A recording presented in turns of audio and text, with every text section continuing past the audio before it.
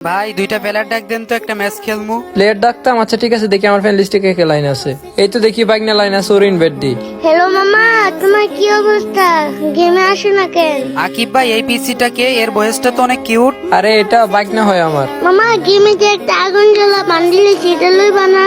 আর কদিন পত্রিকা চলে যাব। কিসের বান্ডিল? কোনটা? ওই যে দেখো দেখো, অনেক সুন্দর। ও আচ্ছা, এটা তো আমার মেল বক্সে দিছে।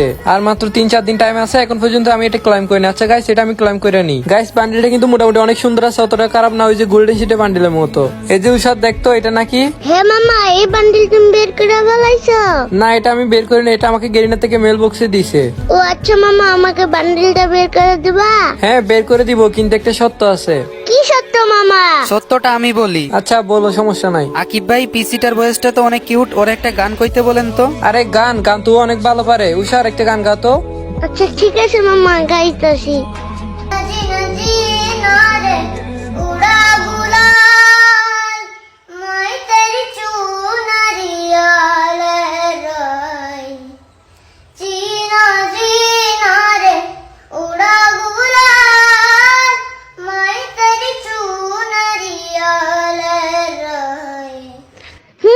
আর বাড়ি না মামা, হবে?